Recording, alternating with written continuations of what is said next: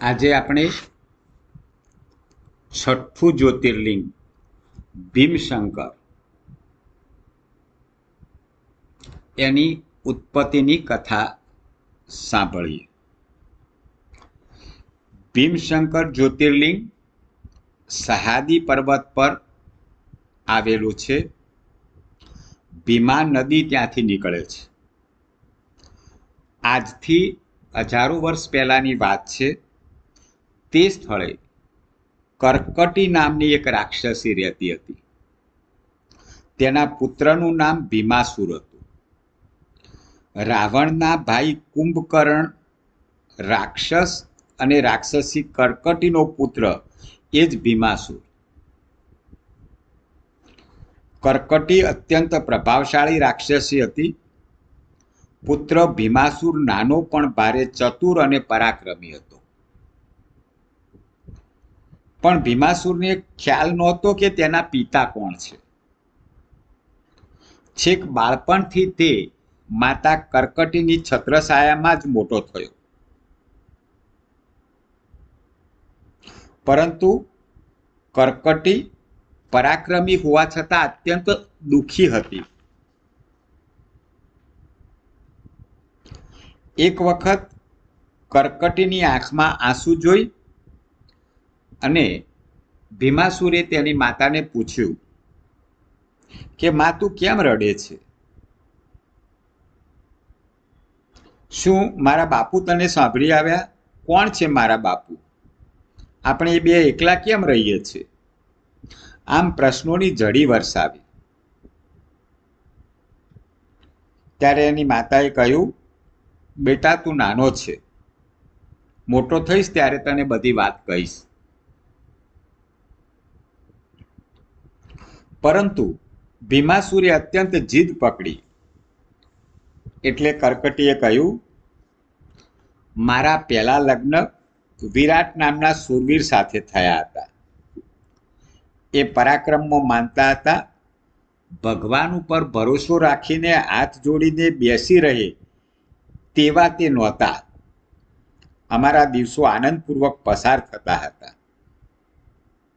પરંતુ ભગવાનમાં આસ્થા ધરાવનારો આળસુ વર્ગ તારા પિતાનો દુશ્મન બની બેઠો અને તારા પિતાની હત્યા રામના હાથે થઈ અને મારું જીવન જીર્ણ શીર્ણ બની ગયું. પછી હું મારા પિતા કર્કટ અને માતા પુષ્પકસી એમની પાસે ગઈ. મારા પતિની હત્યા પછી મારા મા બાપને ખૂબ ક્રોધ ભરાયો. તેઓ વેર વાળવા સુતક્ષિણ પાસે ગયા, પણ સુતક્ષિણે તેમને પણ મારી નાખ્યા. કર્કટી બોલી, બેટા, હું મા બાપ વિનાની બની ગઈ, એકલી અટુલી વિધવા થઈ ગઈ, પણ હું નિર્બળ નહોતી. મારી સામે કોઈ આંખ ઉઠાવીને જોઈ પણ ન શકતું. ત્યાંના લોકો ભગવાન પર ભરોસો રાખીને બેસી રહેનારા મૂર્ખ હતા. મેં તે પ્રદેશ છોડી દીધો. હું અહીં આવીને રહી, પણ એક યુવાને મારો હાથ પકડીને હિંમત કરી. હું પણ તે પરાક્રમી પુરુષને જોતી રહી. તે યુવાન હતો લંકાના રાજકુંવર કુંભકર્ણ. ઋષિ મુનિઓનો દુશ્મન હતો, તેથી મને આનંદ થયો. હું તેની સાથે પ્રેમ સંબંધથી જોડાઈ અને તેને મને લગ્નનું વચન આપ્યું. પણ તારા જન્મ પહેલા તે મને છોડીને લંકા ગયા. તે મને લંકા લઈ જવાના હતા, પણ રામ રાવણના યુદ્ધમાં તે હણાયા અને હું ફરી પાછી પતિ વિહોણી બની ગઈ. અને આમ કહીને કર્કટી એના દીકરા આગળ ફરી રોવા લાગી. માના આંસુ જોઈ અને ભીમાસુર ક્રોધે ભરાયો અને મા કર્કટી સામે પ્રતિજ્ઞા કરી કે મા, સાંભળ, હું તને વિધવા બનાવનાર, મારા પિતાની હત્યા કરનાર, ભગવાન માનનારા, ભગવાનમાં શ્રદ્ધા રાખીને બેસનારા બેઠાડુ ઋષિમુનિઓ બ્રાહ્મણોનું નિકંદન કાઢીશ, વેદ સંસ્કૃતિઓનો નાશ કરીશ. આ એક પુત્રનું માને અટળ વચન હતું.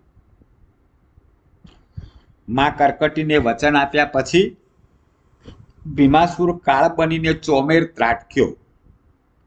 દેવ સંસ્કૃતિ, વેદ સંસ્કૃતિ, ઋષિ સંસ્કૃતિઓનો નાશ કરવા લાગ્યો અને વધુ બળ પ્રાપ્ત કરવા એણે ઘોર તપ કર્યું અને રાક્ષસ હોવા છતાંય દેવતાઓ પાસેથી શક્તિ મેળવીને તે દેવતાઓને હણવા માંગતો હતો.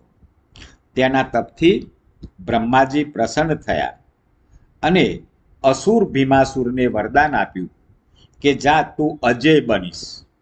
બસ વરદાન મેળવીને તેણે અજોડ શક્તિ પ્રાપ્ત કરી અને તેણે મંદિરોનો નાશ કર્યો, યજ્ઞો તોડી નાખ્યા, ઋષિ મુનિઓને પકડીને માર્યા, બ્રાહ્મણોની ક્રૂર હત્યા કરી. ચોમેર એ કહેર ફેલાવા લાગ્યું અને લોકોને એવું કહેતો કે આકાશ સામે ટાપીને શું બેઠા છો? તમારો ભગવાન તમને કંઈ આપવાનો નથી. હાથ પગ હલાવીને શ્રમ કરીને કમાવવું હોય તો કમાવો, ધરતી પર નજર રાખો. આકાશના ભગવાનને બદલે પૃથ્વી પરના શક્તિશાળી પુરુષની પૂજા કરો. એટલે ભીમાસુર કહેવા લાગ્યો કે તમે મારી પૂજા કરો. અહીં તો બળિયાના બે ભાગ છે.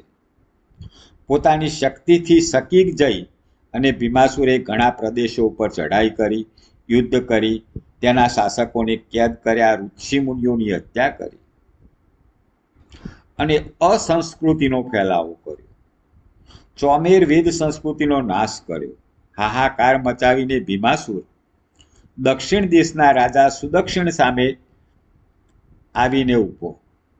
સુદક્ષિણ રાજા હતા એ શિવ ભક્ત હતા, હંમેશા શિવલિંગની પૂજા કરતા. તેની પ્રજા પણ તેને ખૂબ જ ચાહતી હતી. જ્યારે ભીમાસુર રાજા સુદક્ષિણી સામે આવીને ઊભો ત્યારે સુદક્ષિણે પાર્થિવ શિવલિંગની પૂજા કરતા હતા. અસુરને એવું થયું કે રાજા તો મને મારવાનો પ્રયોગ કરે છે. એટલે ભીમાસુર સુદક્ષિણને કહે કે તું શું કરે છે? નહીતર તને મારી નાખીશ. બોલ, શું કરે છે? ત્યારે સુદક્ષિણીએ જવાબ આપ્યો, મને તું શું મારવાનો? મારા ભગવાન શિવ તને મારશે. શિવજીનું વચન છે કે તે ભક્તોની રક્ષા કરે છે અને દુષ્ટોનો સંહાર કરે છે.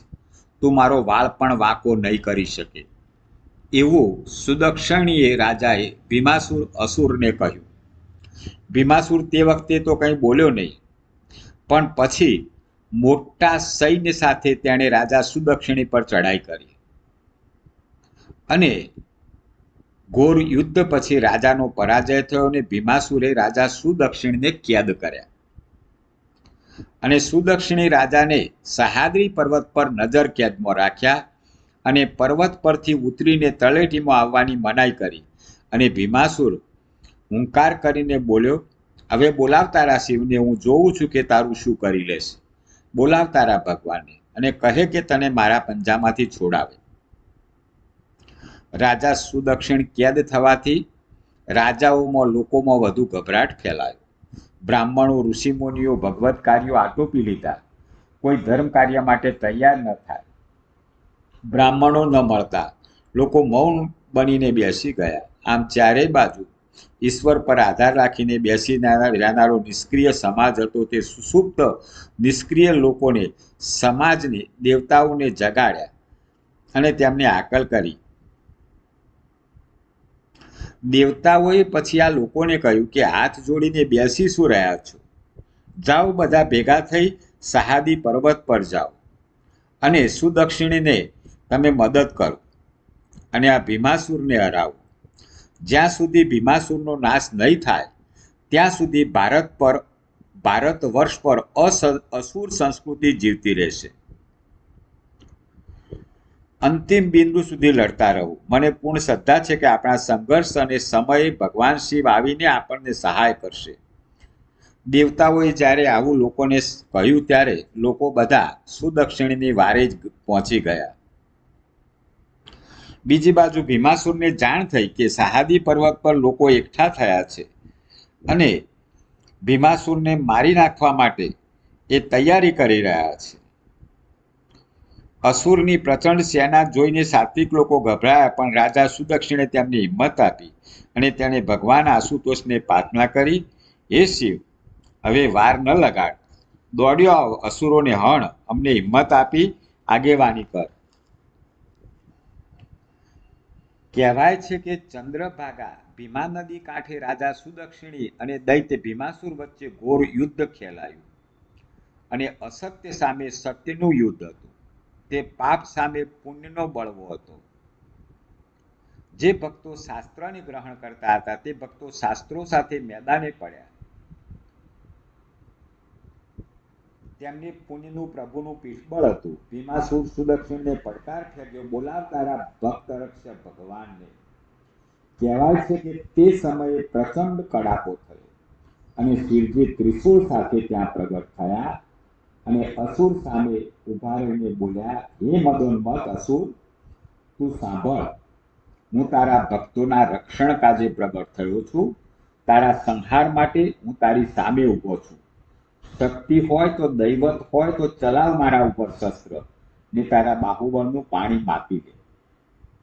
ભીમાસુરે તલવાર ઉગામી, પણ ક્ષણના નાનકડા અંશમાં મહાદેવે તે ખડગના 2 ટુકડા કરી નાખ્યા.